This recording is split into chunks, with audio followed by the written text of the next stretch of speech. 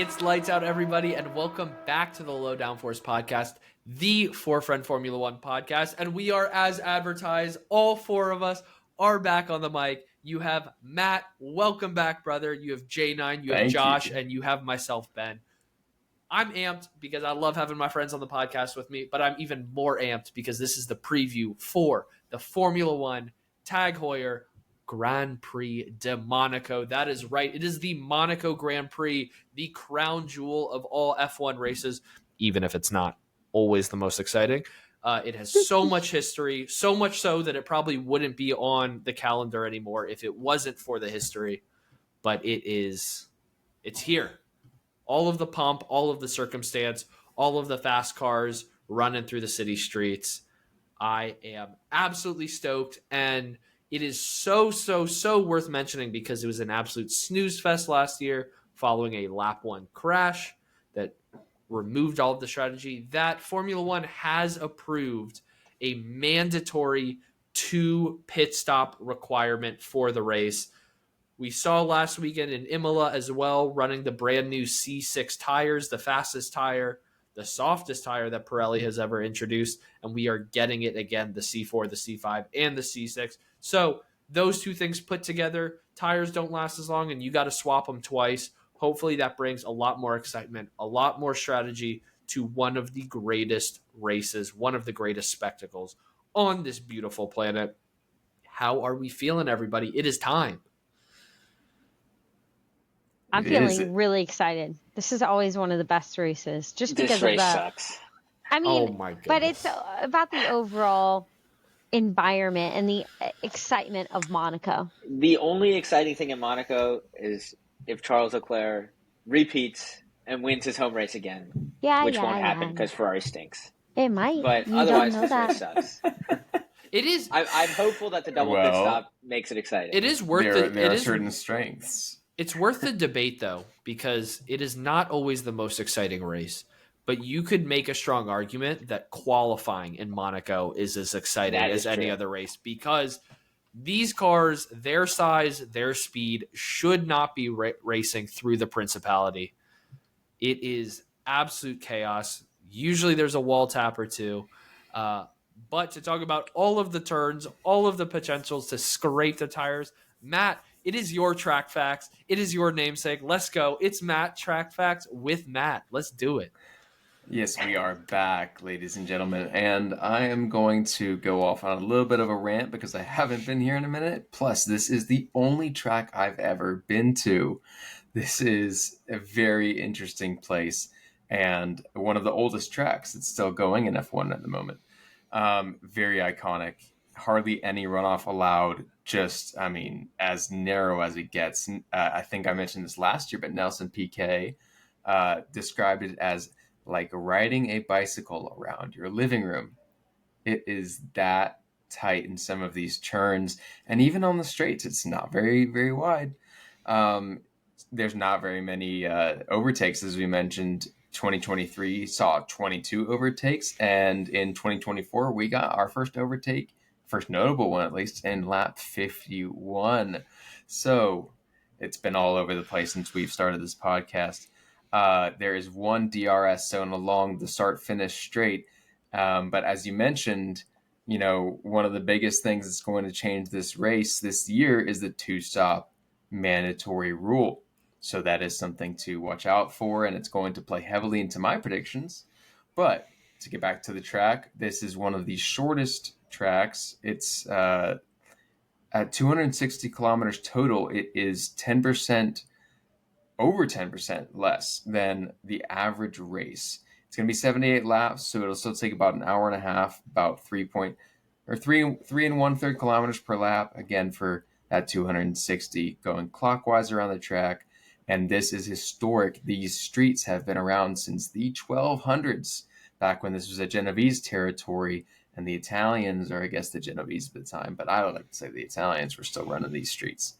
They've been racing here since 1929, not as F1, but there were a few other automobile clubs that have been racing there. And since 1950, F1 has raced in Monaco, and they've held a race every year there since 1955. There are 19 wonderful turns, some really cool badass turns through Harbor and Casino.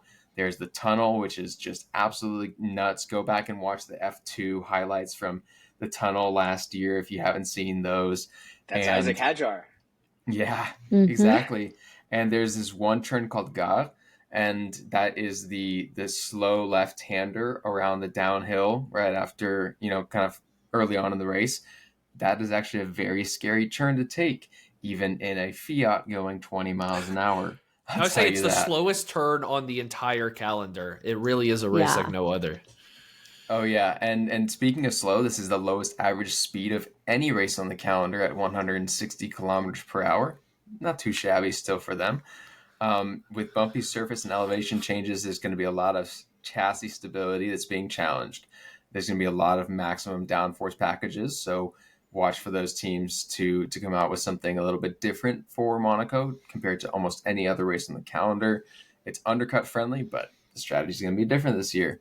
There's a lap record of 112.909 set by Lewis Hamilton in 2021, and there is a very high safety car probability. 13 of the last 14 races featured one, so that's over 90%. And I believe, if my research was correct, that there has been a deployment of out of the last 22 Monaco Grand Prix, there has been a full safety car deployment in 20 of them. So something always happens. It doesn't matter if it's the slowest track on the entire calendar. Something always happens. So keep your eyes out. Oh yeah, and we saw that last year. We had a crash right at the end, right at the beginning of the race last year with Sergio Perez, Kevin Magnussen, and Nico Hülkenberg, and that took all three of them out. And so we had to do a whole race restart. It was a red flag, whole race restart. But Leclerc had secured pole position with a phenomenal lap time, and so he was able to restart the race still at first. Following the red flag, we had lights out all over again, and Leclerc wound up keeping his lead with Oscar Piastri, Carlos Sainz, and Lando Norris all right up at the top. They had opted for hard tires last time, and with that, they were aiming to complete the race without having to do another pit stop, which is one of the reasons why we all think this is boring, because if there's no pit stops, there's no change of who's where, and there's limited strategy. You're really only hoping for an overtake on a track where it's so hard to have an overtake. So I think the two-stop requirement is going to be a big change this year. I think we're going to see a lot more strategy, a lot more understanding of who's doing what tires, why, when, and I'm really excited to see that. So last year, obviously, it was a huge deal for Leclerc to win in his hometown of Monaco. That really had never been done, or hadn't been done for so long, never had been done.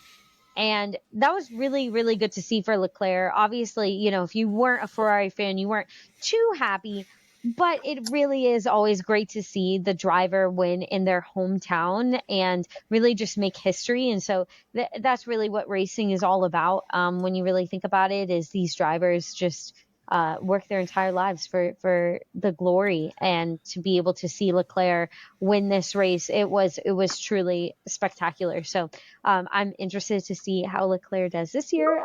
Interested to see how all the guys shape up and really give us a good race to watch. I saw an interview with Charles Leclerc after Imola, and a French commentator or reporter asked him if, based on his performance this past weekend, if he thought that he could get a podium or a win in Monaco, and he just said no and walked off. So hopefully for Ferrari fans, Josh included, hopefully that's not the case. But I think Monaco, right? It's the beauty of Monaco. It's the miracle of sports in general. We talk about last year being one of the most boring races, not just last year, but ever in Formula One. And it would have kept that title and will keep that title if literally any of the other 19 drivers win. But the hometown hero, the first time ever a Monegasque winning, and all of a sudden it's one of the greatest storylines of the season. I'm sure there's going to be countless montages on F1's official social medias this week, just reminding everybody about it. But there's a lot of stakes. We've talked about how many people crash out here. Championships can change. Points totals can change. And if you do well in qualifying, it can benefit you in the race. And lucky enough for us, we are also competing. We have our very own Predictors Championship where, we don't have to risk sticking it in a wall, but we are definitely going for bragging rights at the very minimum. So, Josh, update us, please, if you will, on how we are doing coming into Monaco. Coming into Monaco, not to brag, I'm still doing the opposite of Ferrari and just being dominant. I have 15 points. Matt, you are in second with 11. You've been chugging along. Ben, 9 points, and J9, 8. Not that far behind, though. So, close race overall. Hopefully the predictors this week will be more exciting than the race, because I don't think the race will be that exciting. No, don't we hope the race is more exciting, though? Like, wouldn't that be epic? Well, we do hope it. I just don't think it'll happen. That is the case, but we make our predictions either way. We talked about how great qualifying is, so we do it. We're back with it as we always are, starting off with our pole position prediction, and this will be really interesting to see who everybody picks, because it might be a high likelihood that they also pick them to win the race. So, Matt, you're back, and we're putting you right back on the hot seat. Who are you going with for pole position? Le Héros de Monaco. Let's go with qualifying P1, Charles Leclerc, and I'm not saying that Ferrari's by any means necessarily going to be able to pull this off with their car, but unmatched one-lap precision, all the confidence in the world, all the frustration of this season. Let's go, Charles. I would love to see that happen. I don't think there's any. I was about to make a joke and pretend like I was going to pick Leclerc and then actually pick Lando Norris because. But I did. I'm glad you did. But I am going to pick Lando Norris because I still think the McLaren is the fastest car, and it's kind of Oscar has kind of been beating Lando recently, but like in qualifying. But it's kind of either or. I feel like it's a coin flip between the two. So I'm going to go with Lando. I want to back my boy Lando, but I'm going with Oscar. I think that part of the way the McLaren is built this year, I think 7 races in now, we're starting to get more of a picture that the McLaren might not suit Lando over the one lap. Obviously, in the race, he's still as competitive, if not slightly more than Oscar. But in qualifying, Oscar has already out-qualified Lando as many times as he did all of last season. So I expect that to continue. And with the McLaren being what it is, I'm going Oscar P1. I am actually going Lando as well. I think he has the speed for it. I think he's kind of hungry after not getting pole or podium first place for the past few races, and I think he's eager to outpace Piastri. I think he's I think he has the hunger in him, especially after this past race. So I think McLaren's going to really come out strong to automatically try to beat Verstappen.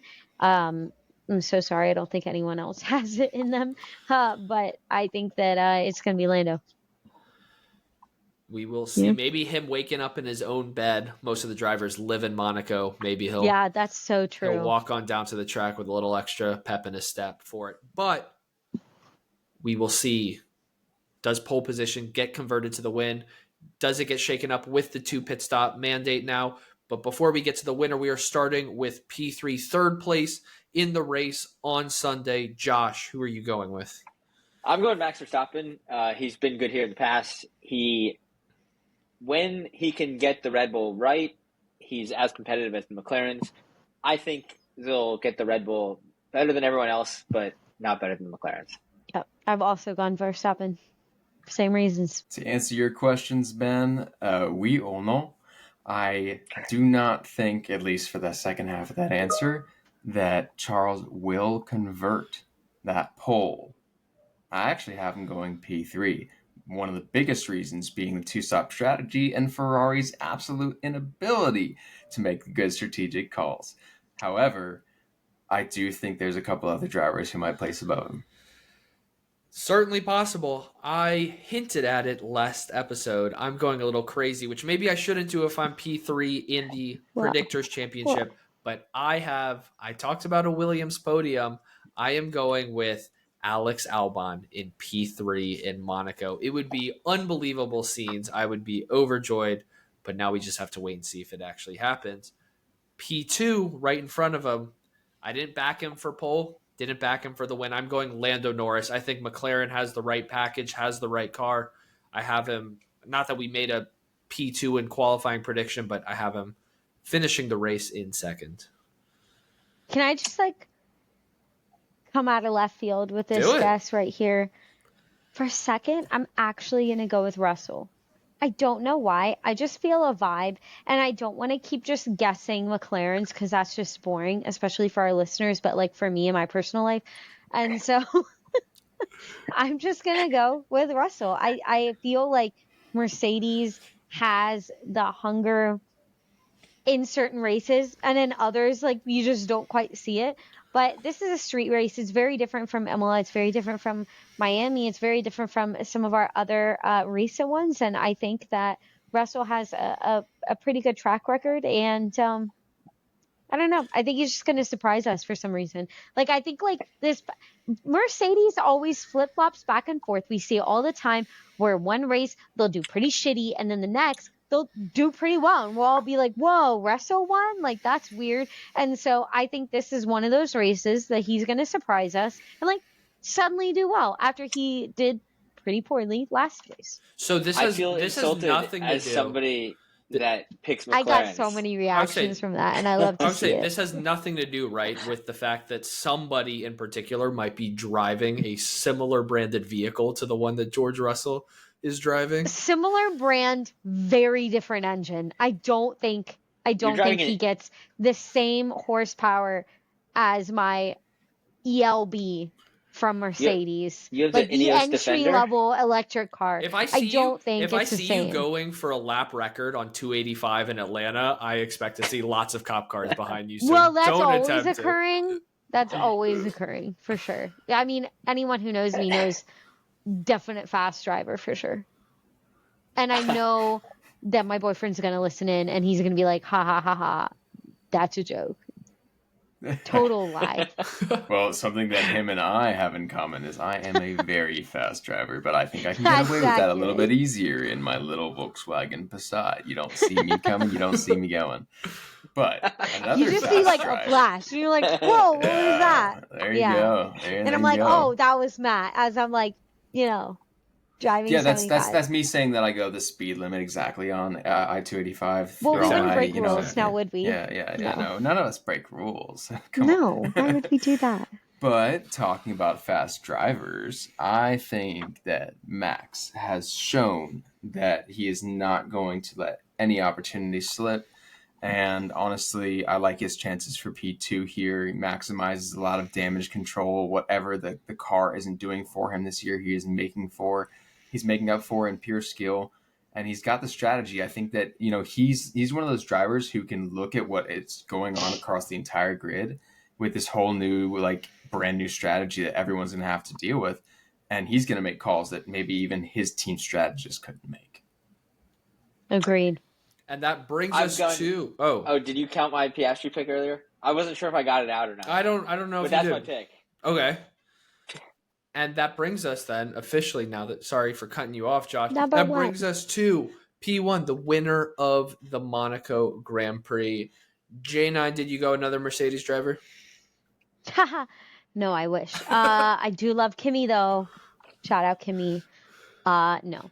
I have actually gone Lando for this. I think that it's not Piastri's race. I don't know why. Just a feeling, gut reaction. I think it's Lando's race. I think he's going to get that top. Piastri's for some reason going to struggle. Again, can't tell you why, but for some reason it's not going to be him. It's going to be Lando. I hardly disagree. Not hardly. Strongly disagree. Let's say that because semantics matter. Sad. I think Oscar can pull this one out of the bag. I mean, the McLaren's got the car, and I do not see... I mean, obviously Imola was a bit better for Lando, I think, than I was expecting. But I do think Oscar's just shown that he's the guy who can show up. And I mean, don't get me wrong, I love Lando. But I think Oscar has the car, the strategy, and also just the determination and the nerves to make this happen. So I'm going to learn very quickly if my predictions are not going to work very well and set me into third or fourth place in this championship. Very, very different predictions, but I do see not only Charles not converting his pole, but Oscar coming out of maybe a little bit further back to win this race. I have also gone Oscar Piastri. He was the better McLaren last year, one of the few times. Not few times, but Lando usually got the best of him last year. But this was not the case in Monaco last year, so I've gone Oscar getting one step higher on the podium. Of course, that means it is the top step this year. And I've gone for Lando Norris converting his pole into the win because this race stinks and is boring. Oh my goodness! And Yeah, nothing's gonna yeah, It happen. sounds yeah. like there's a bunch But of who can master? a bunch of pent up Ferrari rage. I feel like coming from this season, man. from They Josh's won airwaves. last year. Like, I don't understand. The car is so much worse. Hostility. We got to at Yeah, least I have just- an open mind. We've been talking a lot We're about the yeah. different strategies. Monaco could be exceptional this year. Imola was terrible last year. I thought it was pretty great this year. So we just have to Okay. wait and see. But we have Yeah. a couple more predictions first before we can let you go enjoy the Monaco Grand Prix weekend. We've talked about the top finishers, but now we are talking about the worst of the best or the best of the worst. It is the P10, the final point prediction. Also, harking back to last episode, I was talking about how much Aston Martin stinks, but I am going with Fernando Alonso finally breaking the 2025 points curse. I have him going into P10. I think qualifying is so important on this track. We saw with the same tires, the softest of the Pirelli rotation, we saw Aston Martin get the qualifying strategy right, and I think nobody has more expertise than Fernando Alonso. He's driven this track more than anybody else. And so I have his expertise playing into his hands in qualifying and that panning out well for him as well in the race, at least for 1 point. Wow. I've gone for Isaac Hadjar, who coming off. Same. Okay, good. We have a lot of this. P2 is our only different selection between the I two of know. us. Look at that. Wow. So maybe that's good for you since I've been doing so well. I know. I Maybe really it's need bad good for ones. me. I had to throw in a random one there because I gotta get random points, you know? Maybe. Well, we Hajar, will- 10th. Doing well, not quite well, but kind of well. So 10. Yeah, and I could be special and cross over a little bit and give it a little bit of spice to this P10 spot, but then I agree. Alonso, he's got to score points at some point, and Have we it's only a matter ever of time before. It's not here. between the four of us only picked two drivers for P10? I do Wow. not That think is some so. unusual groupthink for Wow. us. And we promise we don't Michael Massey these predictions, No. this They're predictors live. championship. We don't confer. We don't spice it up other than for our own craziness. We don't Save we don't it for the collaborate. pod, is Save all it I hear. for the pod. And talking about saving things, saving best for last. J9's stamped approval category. It is worth 3 times as much because it is 3 times as spicy. As she said, it is time for the spicy hot takes. None of us were successful last race, so maybe our I think I'm going to be fortunes will successful differ. this race. Okay, I have a go really, for it. I None have of a us have been spicy take. successful since Saudi Arabia. and none of y'all are going to be shocked because this is I have it out for some people. I am predicting that Colapinto and Lawson are not going to get better than P15. Jeez. Okay, we're back on the Including pessimism. 15. We're back on the Including pessimism. 15, and only because it's Monaco and there are usually some crashes. So I'm going to say P15 or worse, Colapinto and Lawson. That's the I mean, pessimist, J9. I have we it know out and for love. him. Yeah, you're going jalapeno here, but I get it. I mean, a little pessimistic What the jalapeno. fuck? It's not neither one of them has- jalapeno. Those neither are one of them has green performed. bell peppers, basically. What do you mean jalapeno? Neither Yeah, one of it's them not has performed spicy. very well this season. But I mean, That's not I'm very not hot. denying it. Yeah, but I'm like not think about denying how it. many crashes could happen. I'm predicting Colapinto and Lawson. Do you want me to throw another one in there? You want me to just throw Behrman in there and just If be you like could- all if three you of them could are going to name- continue to fucking suck? If you could name P1 through P20 in exact order, I'll allow it. I would actually. Number I'm one. not saying you can't. I'm not saying you can't. I'm just If you went noting perfect, something. I would give you 100 predictors points. You could just win the whole thing. You're the worst. Okay, I'm saying Colapinto, Lawson, And Alonso. Ooh, spicy. Alonso? Whoa. Alonso sucking yet again. I said it. It's This is so happening. on brand. This is true. Everyone knows I'm way too angry. Well, it works out well because Ben and I both have Alonso going P10, so you're going to ruin our chances if yours comes true. That is true. Yeah, exactly. Exactly. So if he just winds up sucking, which he probably will, I'll get the points. Actually, in some ways, this is very generous from J9 because she had Franco Colapinto finishing dead last. So now he could finish 5 spots higher. And stunning You're performance. welcome. You are welcome. It's fine. Oh my. I've got a little duality in mine. I do have a little bit of pessimism, but I have just as much optimism to go with it. Hopefully that works out well, and you let me know because I've got a backup in the bag, but I maybe shouldn't have said that. 2 rookies this weekend will crash. However, 2 rookies will also go top 8 in the race. Top 8? Oh my goodness. That's spicy. That's got Not some the spice same to it. rookies necessarily. Spicy at all. What do Yeah. you mean? What do you mean?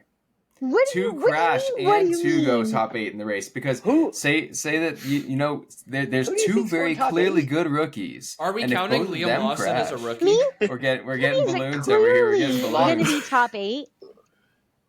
And then Lawson you can is- have Hadjar. Well, All of y'all been saying Hadjar's Kimmy, fucking great. Kimmy just Like, what are you DNF'd. talking about? Kimmy just DNF'd This is out for high. qualifying I like this, P13. man. And That you wasn't his fault, and you said it on the pod. Okay, you also just said Hadjar's going to finish 10th. So, oh my Yeah, God, but we're we clip, all are we lost clip in the farming? Predictors Championship, Are and we- I lost my pen in the moment. Are we clip we all farming this said episode? that But this- I'm not this is- good at the Predictors Champion. Here's why neither one of those parts maybe would be a hot take, but I think together, Yeah, no, I like it. That's what I'm standing by. Is I that think that's you're hard? hot. It's a Yeah, hard oh, thing that's to definitely have. hot. Have Not both. really, because like there's a really, really, really high chance Lawson and Behrman and I can't even think Are we- Colapinto hold on. all DNF. Actual Like that's importance. like actual that's bell pepper shit. actual Okay. importance. Is Liam Lawson a rookie for the Yeah, he'll sake be a of this? rookie. Yes. Okay.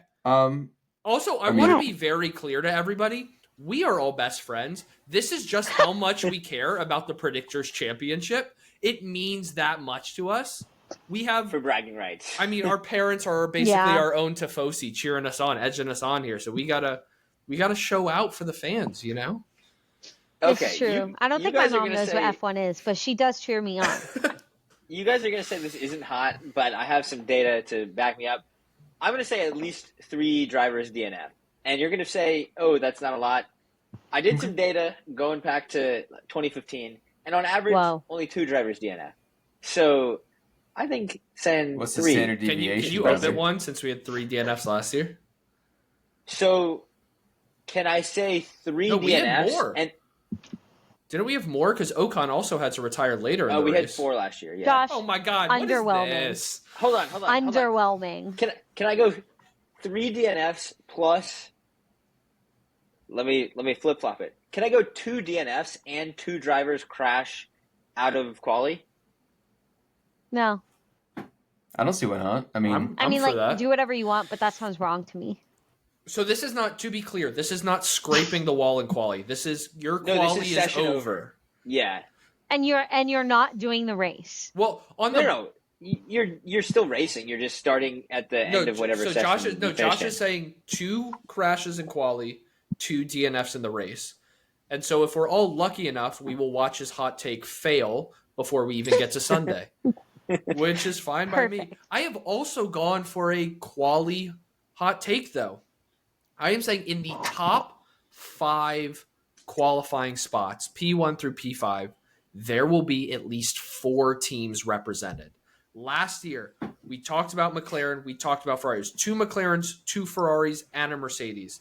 It is going to take a special performance for a midfield team or a Ferrari this year to make it into the top 5. Yeah, And is it I went Albon there. that you think is going to be that other team? I think it could be Albon. I think we could get Maybe surprised Williams. by a Hadjar. I think we could get surprised by a Kimi or a George also supplying in there. Obviously, we know Max and the McLarens are competitive for it, but we only had 3 represented last year, so I'm one-upping it. I think there's going to be 4 different teams in the top 5 to start the race. Okay. Yeah. Four or more, as I'm assuming more, for yours. or And more. just to clarify for any of our predictions like this, that if 3 rookies were to crash in the weekend, that doesn't nullify, for No, instance, yeah, my Yeah. prediction it's of 2 or 2. more.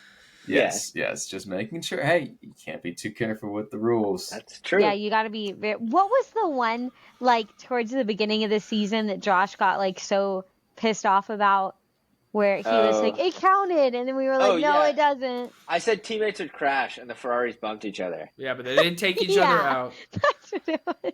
Hey, We were like, "That doesn't count." You were like, "It does." I said They collision between touched it. teammates. we have They did. certainly given everybody more storylines. Even if the race is boring, there is a lot more to pay attention to if you are following along in our Predictors Championship. Of course, this is a legendary race. We have already said that enough times. You know we will be tuning in. You should tune in as well, both to the race, but definitely for qualifying, as sometimes it is the better session. Qualifying is at 10 a.m.